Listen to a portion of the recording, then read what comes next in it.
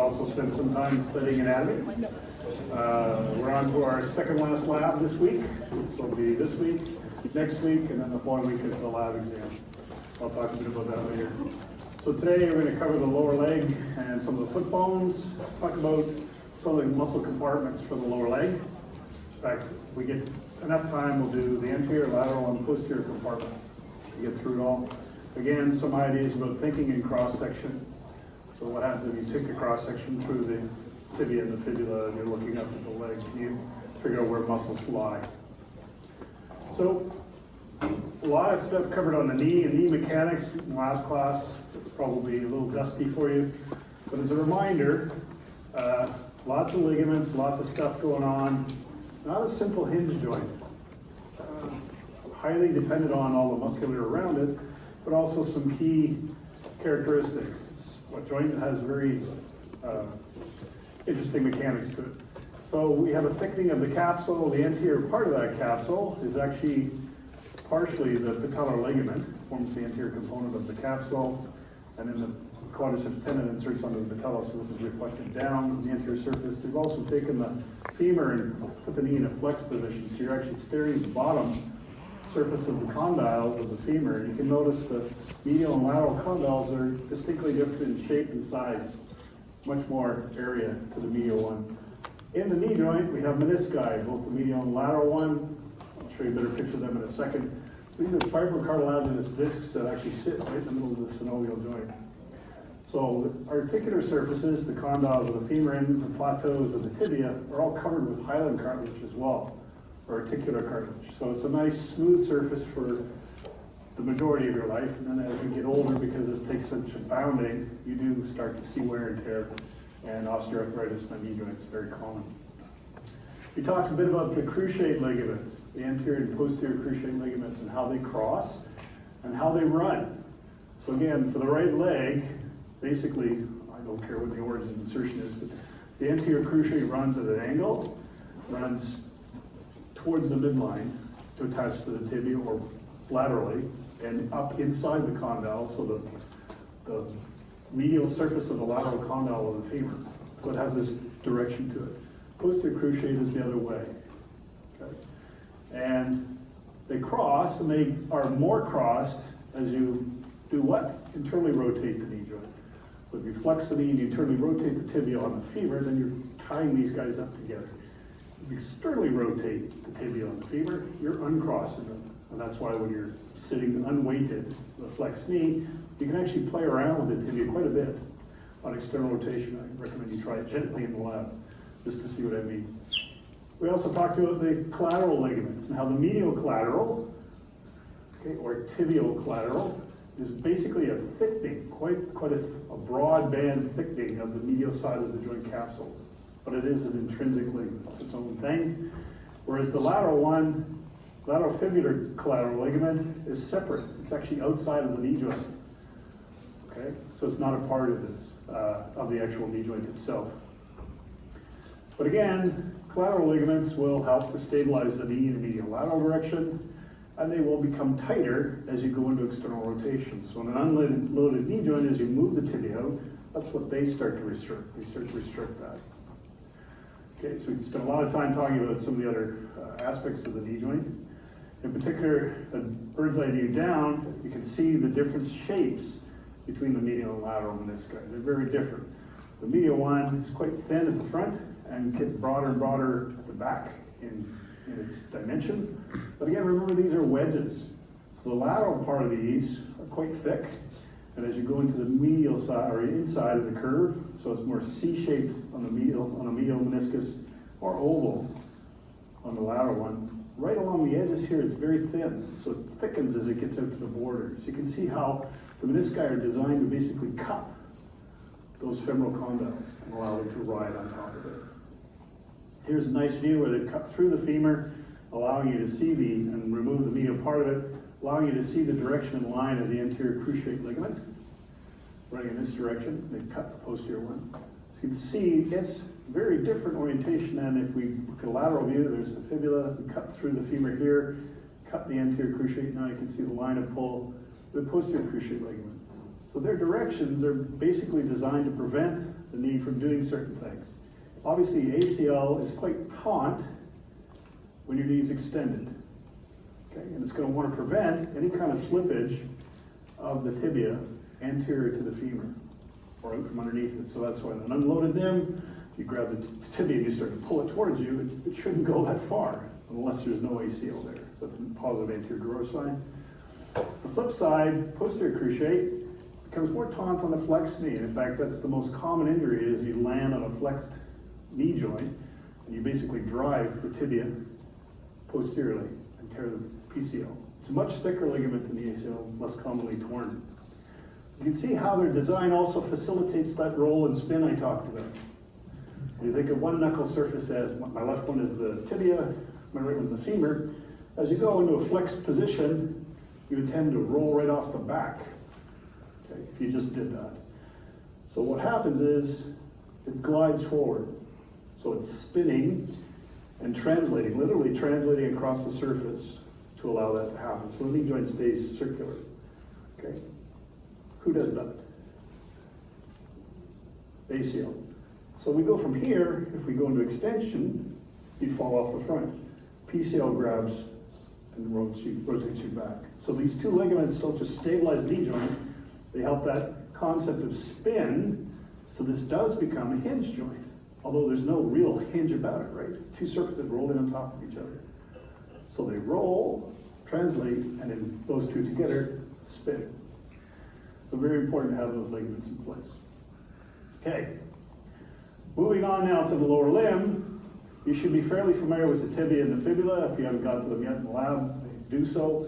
There's a lot of stuff to take into consideration. I'm not so concerned if you know what an anterior border or medial surface, or where's the other one over here? The medial border or posterior surface of the tibia or fibula are. It's kind of obvious. You put them in the anatomical position, there's going to be a flat surface on the front. That would be the anterior surface of the tibia. Okay. But other things are important. Like they're wedged together and held by this very thick interosseous membrane that runs in between the two. And the fibula has a superior articulation, so here's the head and neck of the fibula. It's going to articulate more on the posterior surface with a facet, okay, the fibular articular facet of the tibia. So this is a synovial joint. There's going to be articular cartilage in there.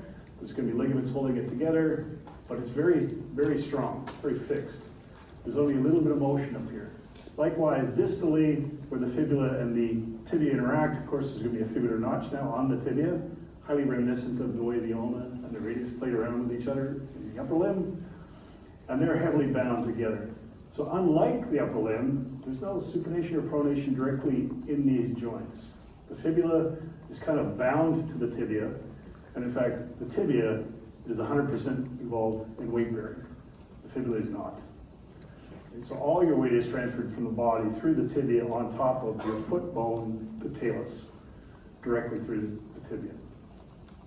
On the superior surface, there's some key landmarks. Again, there's a ridge in the middle. This is the best attempt to make this a hinge joint, is there is a prominent ridge, okay, intercondylar tubercles or eminence in here that separate the two condylar surfaces of the tibial plateau. There are portions or names for the posterior area, so the posterior area back here would be the posterior intercondylar area. This is where PCL will be involved. And there's one on the anterior surface, which is slightly medial to the attachment for the ACL right here. And they had tubercles on each side. Okay. There's a big prominent tibial tuberosity where the patellar ligament inserts. So all the quadricep force is going to go through that. That's why it's quite a big bump. There's a small tubercle up here called the Gertie tubercle, or the anterior lateral tibial tubercle. That is where your iliotibial tract attaches. Remember the thing that tensor fasciae lata and gluteus insert on and basically form a thick band on the outside of your leg. So it does cross the knee, and it starts slightly anterior on the lateral border of the tibia, near the plateau. When we get down to the lower part of the tibia and fibula, the tibia forms the medial malleolus, so there's quite a pronounced styloid process, if you wish, coming down off the tibia that forms the medial malleolus of the ankle joint. And the fibula extends, it's not very clear here, but it extends a good centimeter below the tip of the tibia as the lateral malleolus. So you should be able to pick up a fibula oriented as what's top and what's bottom, what's the head and what's the malleolus, and which leg it is. Okay? And so that's one of the things you can benefit from in the lab. There are some other markings that are important. Usually it's hard to see on the models because they don't leave a hole, but a posterior aspect about a third to halfway down on the tibia would be a hole. It's where an artery would go in and go up and down, basically supplying the inside of that tibial cavity. Okay, it's called a nutrient foramen. Most bones will have a nutrient foramen. Most of the models you won't be able to find them because they fill in when the plastic is fused. There's one line on the posterior aspect of the tibia as well called the soleal line. That's because soleus attaches to it, a muscle we'll talk about shortly, and popliteus attaches above it. So it's a very distinct line on the posterior aspect. That's probably about all I really want you to get out of that. So, the feet. So where in the hand there are 8 carpal bones, and the feet are called tarsal bones, there's only 7. Okay. Some people eons ago thought the pisiform was kind of like a sesamoid bone, so it didn't really play along with the carpal bones. And if you go back in comparative anatomy, you'll see why. But over time, that has been labeled a carpal bone. So you have 8 carpals, but you only have 7 tarsal bones in the foot. It's easiest to start from a lateral view, so you have a top-down, inferior, medial, lateral view of these bones. The most prominent tarsal bone is called the calcaneus. And you can see the whole arching of the foot here is one big cause of that is the way the calcaneus is oriented. The big tuberosity in the bottom here is basically your heel of the foot. Okay, so calcaneus is the biggest of the tarsal bones, and will articulate with a bone above it called the talus. The talus is the bone that the tibia sits on top of. So it's going to have a whole lot of hyaline cartilage around it and covering it on both sides and top. We talk about the talus as having a body. That would be the top part of this bone, a neck, and then a head. So the head of the talus actually articulates with a bone in front of it, called the navicular. So calcaneus and talus are critical in the transfer of weight from your body through the tibia into the foot. It goes smack right down on the navicular, and 2/3 of your body weight is immediately transferred back down to the heel. So about 2/3 goes posteriorly, force, and about a third goes anteriorly from the talus into this bone in front of it called the navicular. They say it's supposed to look like a boat. That's because it's very concave on one side, convex on the other.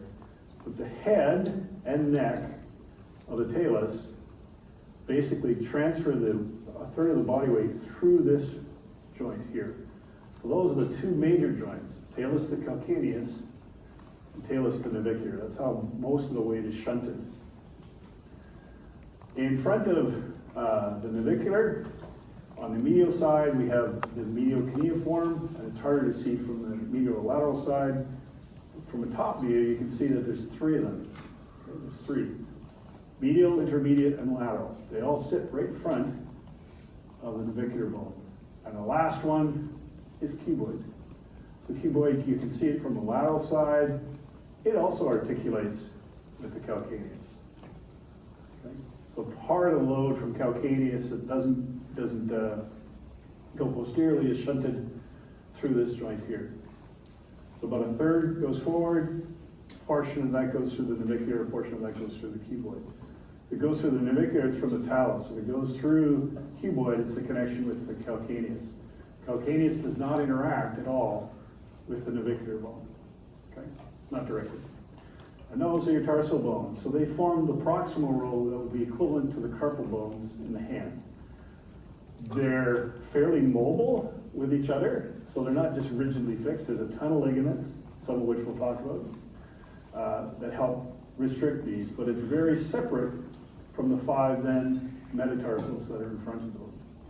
And you notice the difference here is there's no separation between metatarsal 1 and 2 like you have in the hand. Remember, the saddle joint allows that thumb to do all kinds of funny things. Not in us. It's all pretty well bound together. But the first metatarsal, again, they would have a proximal part, so a base, a shaft, and a head. The first one is fairly big. It's much bigger than the other ones. It's easy to determine if you dug them out of the ground. what that one is.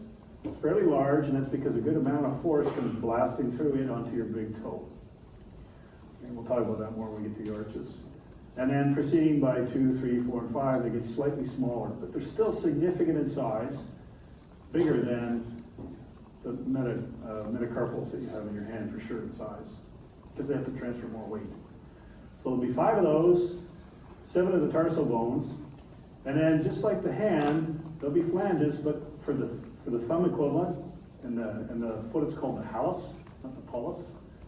So the hallus is the big toe. There's only 2 here.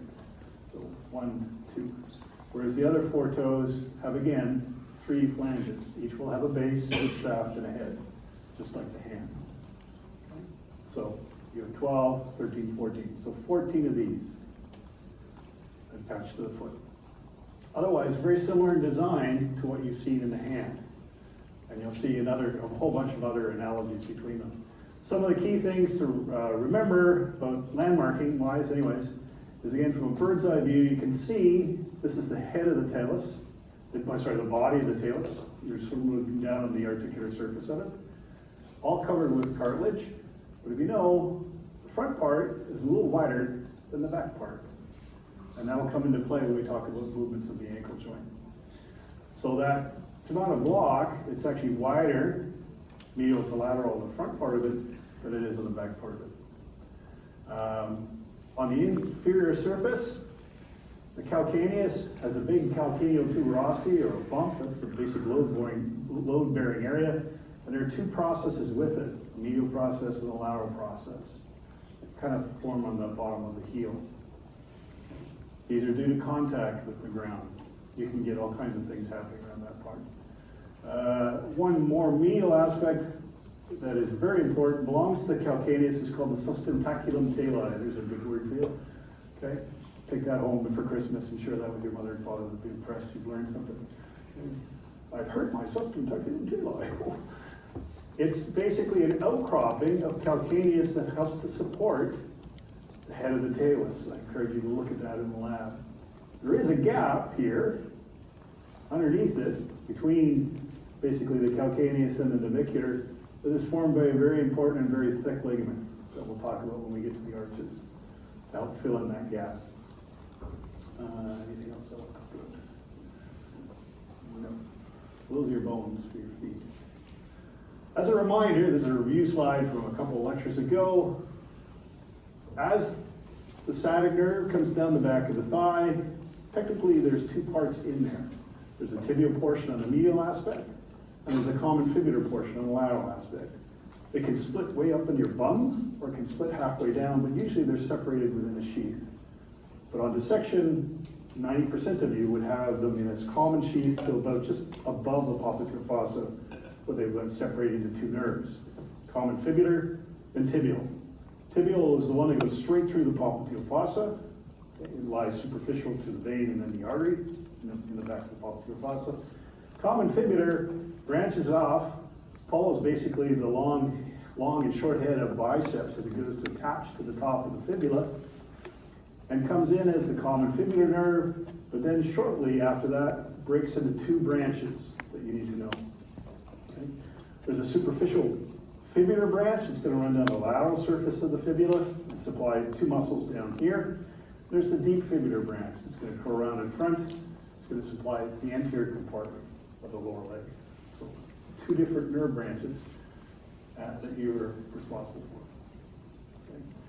So when you think about the muscles for the lower leg, this is a cross section through the lower leg. This is a transverse section through the right leg, and you're looking up at the right leg. So medial would be the tibia, lateral would be the fibula. Okay.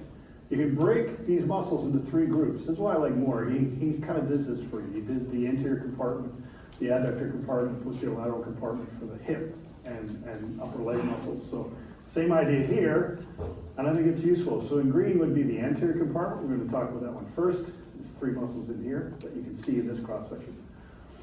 There's 2 in the lateral compartment, and then there's a whole bunch in the posterior compartment. The posterior compartment can be divided into 2 groups, superficial and deep.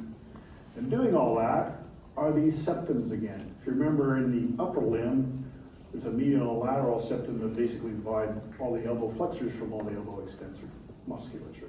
Same idea here. There's going to be an anterior intramuscular separating the anterior compartment from the lateral compartment. There's also a posterior intramuscular septum separating the lateral compartment from the posterior compartment. And lastly, there's a transverse intramuscular septum that runs right through the back of your calf and helps to separate the muscles that are superficial or deep on the posterior aspect of the leg. Okay? And we're going to come back and see more and more of this section. The interesting thing is the posterior compartment all supplied by the tibial nerve. The lateral compartment, these two blue muscles, are supplied by the superficial fibular nerve. The green ones in the front are supplied by the deep fibular nerve. It supplies a few other ones as well. Okay? And that's why I like this separation. It makes perfect sense. We'll come back to that. So the muscles on the anterior aspect. First. So the big prominent one is tibialis anterior. All these are taking off below the knee joint. None of them any direct interaction with knee flexion extension on the anterior compartment. So anterior is a big juicy one. You can feel the front of your tibia. Medial border is bone. Go right next to it. That's TA. Okay. Tibialis anterior comes down, goes underneath these retinaculum. We'll talk about them again in a second. And we'll insert on the medial aspect of the foot. Okay. So it's going this way. Now it's passing in front of the ankle joint. So it's going to be able to do what? Dorsiflex, which is basically bringing the toes up. Okay. But also because it's going this way and attaching to the arch, when it contracts, it does a very interesting thing to the foot. I don't know if you can see me foot. It inverts. Okay, so inversion of the ankle joint kind of looks a bit like supination, right? It's not. So inversion is bringing the sole of your foot medially. And TA is built for this. It's going to want to dorsiflex and invert at the same time. Can't do one or the other. It has to do both at the same time because of its line of pull. So look in the lab to see where it attaches. It's got just two parts inside. Proximal aspect of the first metatarsal and then the medial cuneiform. Okay, so it's a dorsiflexor. Another prominent muscle, if you get TA out of there and deep to it, is extensor digitorum longus. Okay? So extensor, digitorum, digits, longus. Must be a brevis somewhere. Okay? So it comes down and it again passes underneath these two retinaculum. I'll talk about them in a second. And it sends four tendons out into the extensor expansion of the lateral four toes. 2, 3, 4, and 5. Sound familiar?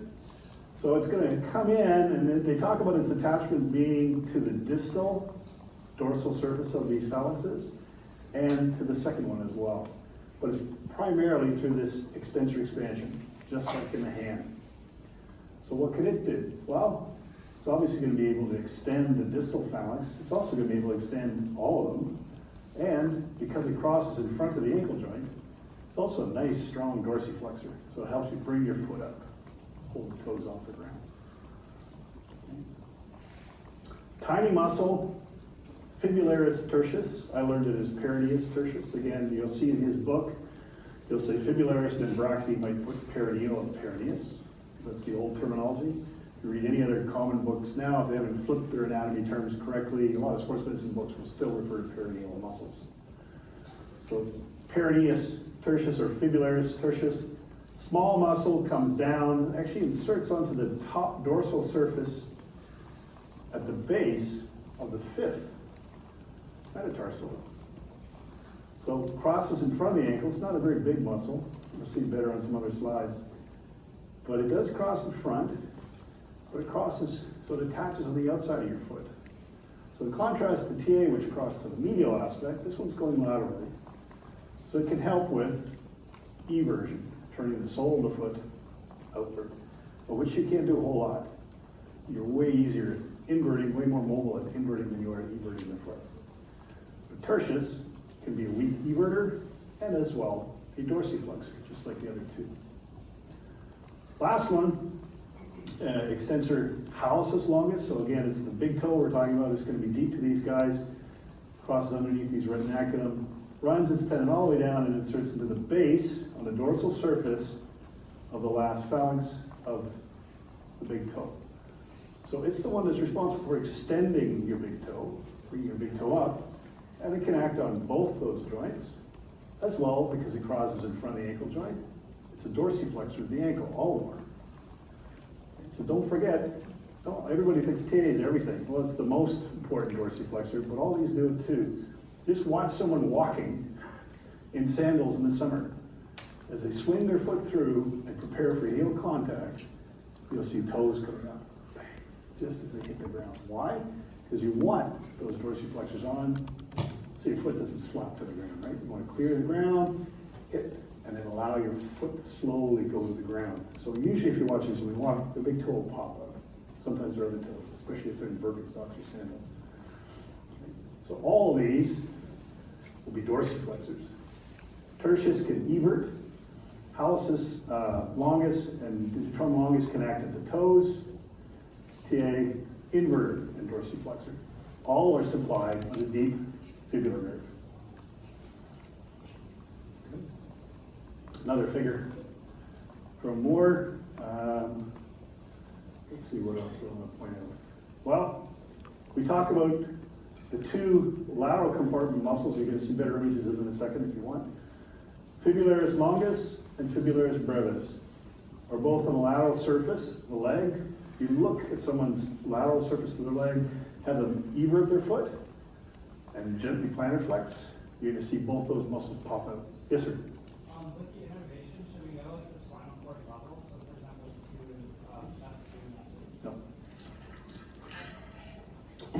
No. I will probably, once we get through the lab exam, I'll go back and talk about myotomes and how they're important for assessing upper and lower limb. That's where it comes in handy, but not for this course. No.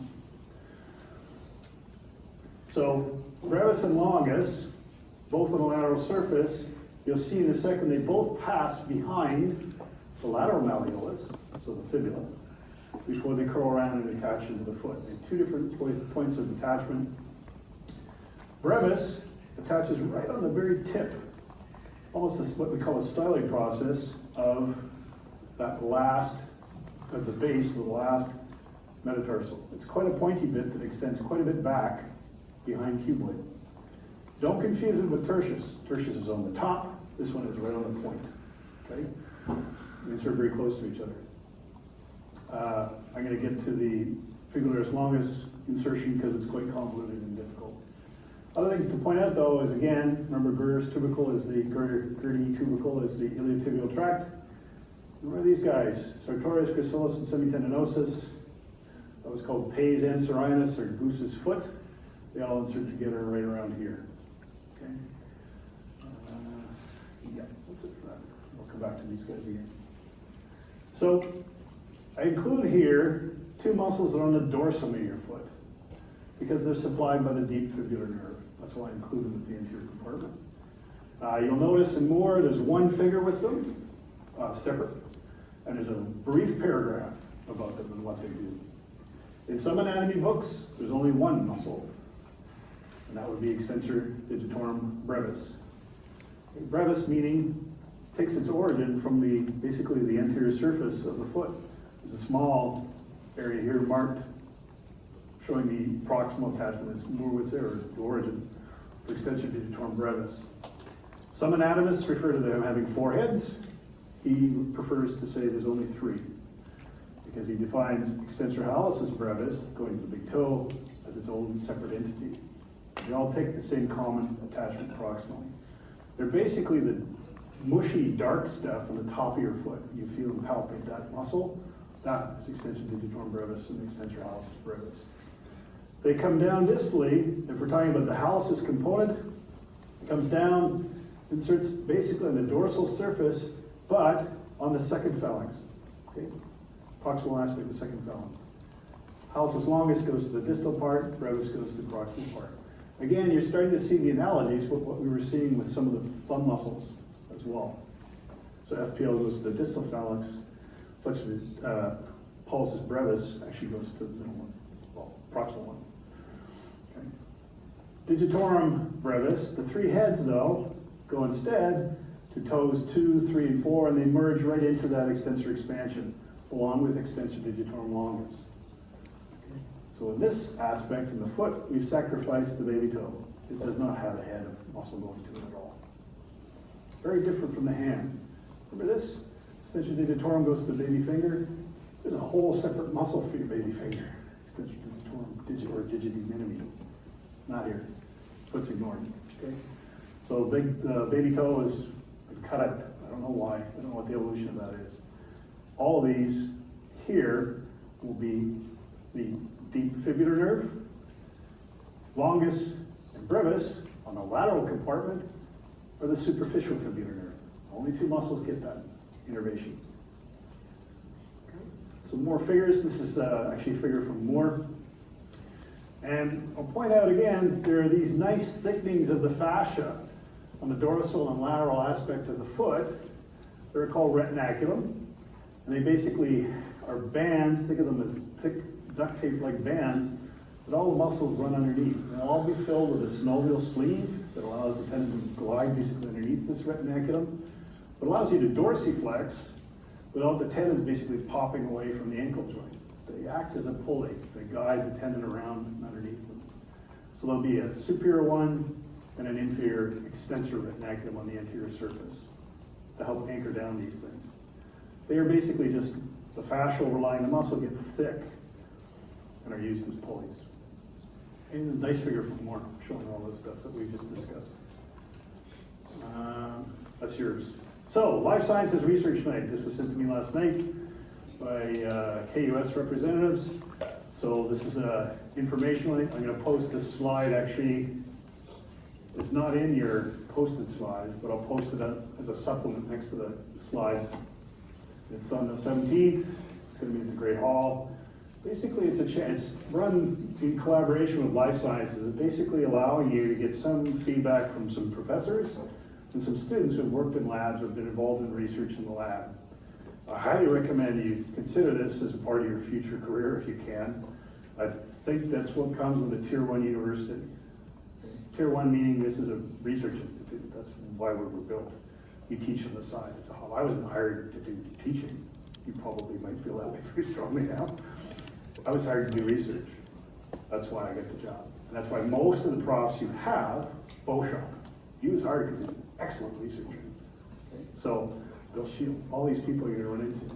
Most of them. There are a few that are dedicated instructors who are actually hired because they're really good teachers. They help bail us out. But the bulk of your faculty are hired to do research. So I think that's what you get at a Tier 1 university. You get the chance to learn way beyond what a textbook will give you. And that's highly recommended. So it's an information night you might consider. Okay? I'll post this slide up on our Canvas somewhere. So, practical exams. You're going to see this slide over and over in the next couple weeks. So Monday, Wednesday, and Thursday sections start at 2:30, not at 2. We have to set up the exam. So you write your practical exam in your lab section, unless you talk to me. I'll get back to you. There's a couple of people who can't because they're traveling. Or you write through the Center of Accessibility, and you get an email from me later today about how we're going to coordinate you writing outside of your lab time. So if you're writing, usually write through the center, I'll deal with that with you some other time. You won't write on that day. If you write on Monday, Wednesday, or Thursday, be sure to be there, because the door opens at 2:30 and the door locks at 2:31. Okay? So you got to be there, because you're coming in as a group, and then once everybody sits, we start. I'll tell you a little bit more about the format. Friday mornings, we'll start at 8:30. Okay?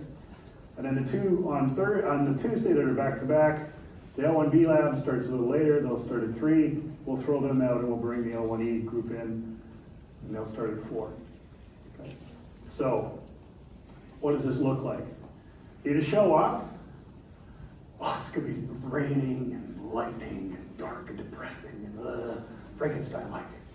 The door opens, in you come. So the lab, you know, like this is the lab. Here's the one corner. Here's the other corner. This is where I usually sit. That'll be station 1. You'll see there's 35 stations winding through the room. Okay? There'll be a piece of cardboard up There'll be an answer sheet there, there'll be a number, 1, and maybe there's a skull, a hip, a picture, a question, I don't know.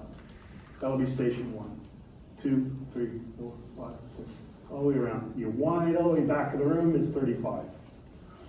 Okay, so there's 35 stations in the lab exam. When you're at 35, if that's the first station you start at, your next station would be obviously 1. If you're at 22, your next station would be 23. Okay. There's 90 seconds per station. There'll be 2 questions, 2 marks if you wish. Might be 1 question worth 2 marks. So there's multiple things to it. Might be a skull, might be a jaw, might be a vertebra, might be a picture of a muscle, schematic picture where there's nothing else but one muscle there. And I'm asking you, what's its nerve supply? What's it do? Okay? So when you come in, let's say you start at station 6, you circle number 6, and you start answering on your answer sheet at number 6. Don't start at 1, you'll get everything wrong. Start there, okay? And then you wind around until you end up at station 5 at the end of the exam, and then you're done. So 90 seconds, every 90 seconds, I'll go snowball, rotate, move, whatever, and you'll jump to the next station. So you're gonna snake all the way through this exam. Of the 35 stations, 5 or 6, you're gonna arrive, and the word break is there. That's where you go, oh, why am I doing this? Okay, oh, what was that? What was that? He's tricking me, that's not human. No. Okay, but that's a chance for you to think about that one question where you weren't quite sure, was it this or was it that? Okay, there's no revisiting. Once you leave a station, you're gone. Okay, we go through at the end, 30 seconds to make sure you sign your name and student number, and then you're free to go. Okay, questions?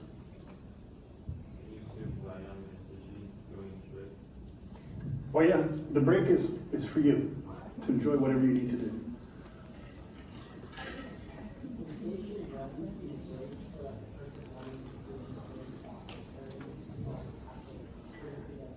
I give you leeway. One guy a couple years ago, he was a 6'6" basketball player, took off, and I thought, there goes the TV, because he was moving. And you know the big TVs are? He was like crazy, and he ducked at the last second. There was a collective from all the TAs. It's like, he got under. No, I give you a chance to get up front. As soon as you sit down, I start the clock. However, this isn't cool. Like, don't take your time. Get there and answer. So as soon as that person's back, I start the clock. There's another question, I think. Yes? What does the answer sheet look like? Like, is it all Yeah, there'll be a number, and there'll be, let's say it's an A and a B question, and it's obvious what A and what B is, or 1 and 2. So there'll be A and a line, B and a line. Might be, and the question itself would say, identify the skeletal landmark. Okay. What attaches to that skeletal landmark? B. So pretty clear. So basically 2 marks. Could be function, how best to stretch something, how best to strengthen something. Names your muscles that do this, that kind of thing too. Or it could be a picture. It'll be something like, what is this muscle? Or name this muscle.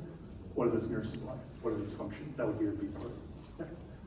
Just to clarify, during the breaks, are you allowed to revisit a question that you've already answered on your answer sheet? Oh yeah. Okay. Oh yeah. There's some interesting things over the years where cross. And they flip between 2 or 3 things, and neither was right. Just, you know. Okay. The content for the practical exam is everything, right? Just like the written exam. The difference is, for the practical exam, it'll be about 50-50. Whatever we covered for upper limb, head, neck, trunk, and lower limb. It'll be equal balance between those 2. Because I haven't asked you about anything in the lower limb, I still have to go back and ask about the other stuff in the practical exam. 50-50. In your written exam, it's more like 60-40. Closer to being more about the lower limb, but there's still going to be a significant amount of content that can be covered from the upper limb. It has to be. Okay. Some people didn't write the midterm, I still got to ask them about that stuff. But you'll see it's just slightly more lower limb in the final written exam. Your final written exam is on the 17th at 8:30 a.m. It's actually now been announced as the Student Recreation Center. That's the big gyms on the other side of the Aquatic Center.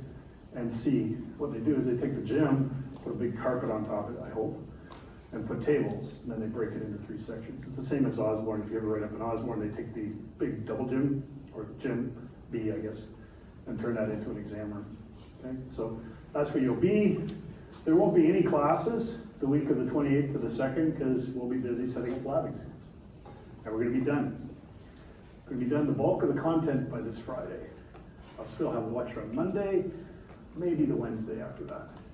Okay, so lots of time for you to prepare for the lab exam. As soon as we're done the labs, I guess next week's lab, all the supplies will move downstairs. So if you're on Monday, it's kind of tight, but if you're on Friday, there'll be a lot of time for you to prepare for the lab exam if you want. Just happens the way it goes.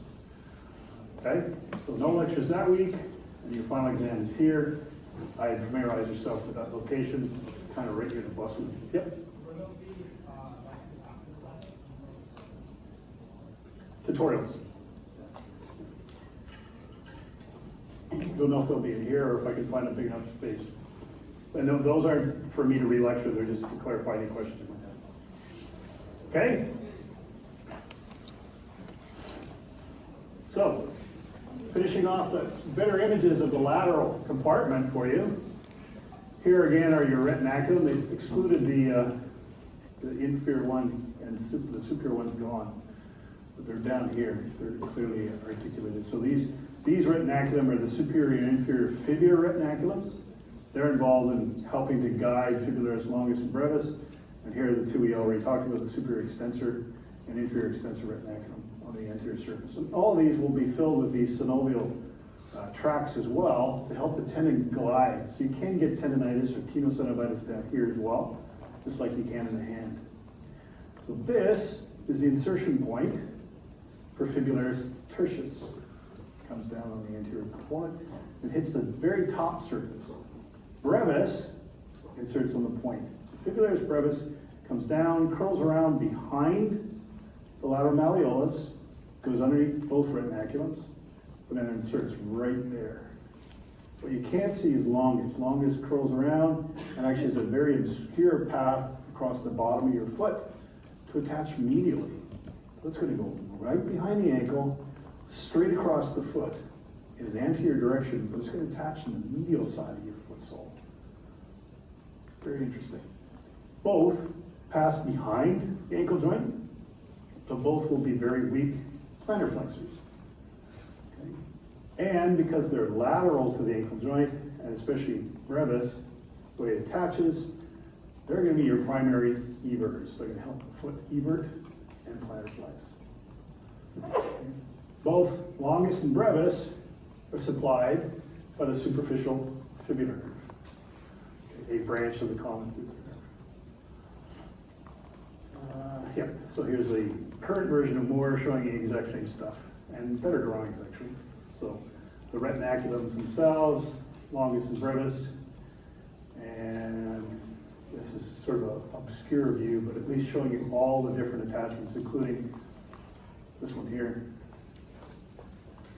And then the one you can't see, curling underneath the foot for longus. So, if you think of these compartments, again in cross section, we've highlighted now the muscles in the anterior compartment, green, and in the lateral compartment, blue. So fibularis longus and brevis are quite easy to identify. They're next to the fibula. Again, this is an inferior view, transection view, looking up on the right leg. So more superficial would be fibularis longus, more deep would be fibularis brevis. The nerve with them, superficial fibular nerve. In the anterior compartment, you can't see tertius because it's cut too high. It doesn't take its origin until quite low down in the leg. You can see TA right up against the tibia. Next would be extensor digitorum longus on the surface. And deep, hidden underneath them, is extensor hallucis longus in cross section. If you look at all their attachments on the tibia and fibula and you read them in Moore, they're a nightmare. You know, attachment to the proximal third of this and the middle third of that, on medial lateral, no. So I'll never ask you something like that, okay? It's just too complicated. I'd rather show you a figure with TA isolated and you have to figure out that it's tibialis anterior than to try and ask you for these attachments. But like the hand, there are some pretty obvious ones. dorsal surface of the big toe can only be one thing. Okay? So those are fair. Those attachments are fair. Two we talked about up here, tertius and brevis, although they're close, they're distinctly different. Okay? So those make sense. These ones that have convoluted wording, difficult attachments, either proximal or distal, doesn't make sense to ask you that either in the practical exam or in the written exam. It's better to ask you what the function is or what the nerve supply is and who does stuff with them. Okay? So keep that in mind as you study. Let's talk about damage. So the fibular nerve, common fibular nerve, remember it curls around right at the neck of the fibula before it branches into superficial and deep. And that's only about a centimeter down, about half a centimeter actually. You get the two divisions. So right there, if for some reason, think hockey, that's the one time it happened to me. Guy slashes you, right? And he just misses the padding, hits right on the nerve. It's painful, it's like the old days, it's jeopardy, big damage. Okay, so you get paresthesia. You can have a fracture of the head of the fibula, so that's common. It's a thin bone, it's thin right there, so big impact. You can actually fracture the neck of the fibula, which is right where that nerve is, and it cuts the nerve. So in that case, you would have loss of all those dorsiflexors, TA, extensor hallucis, longus, extensor femoris. You'd also lose, if it affected the superficial fibular nerve, the two fibularis longus and brevis muscles, so the EBURs.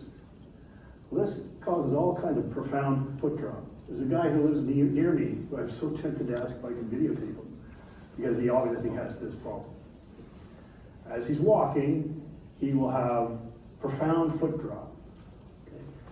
And that's a problem. How do you get your foot through if you can't dorsiflex? When you're walking, you dorsiflex so your foot clears the ground by less than a centimeter. People are really good at this.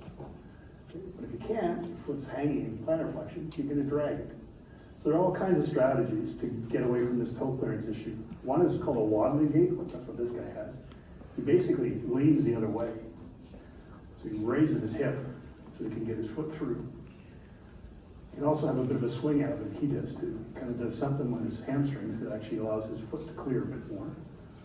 And then the problem is, as you put the foot down, right, it's in a plantar flex position, so you kind of do this weird collapsing, so the foot hits the ground flat, almost all at once, rather than heel foot. It's foot once to do that. And this is all because you've lost those muscles. So you have very characteristic problems. You would still be able to plantar flex, because the muscles we haven't got to aren't affected. But dorsiflexion, you're weaker now in inversion, and eversion is gone. Because tertius, longus, and brevis are the main everters, and they're paralyzed. So this is a common problem with a common fibular nerve damage. It's probably the most common nerve damage you can get in the lower limb. It's most frequent. But it's also easy to come back from, and they can do all kinds of stuff now to bring it back to life. I'm going to stop here. We're going to cover the posterior leg muscles starting on Wednesday. I'm not going to repost them though.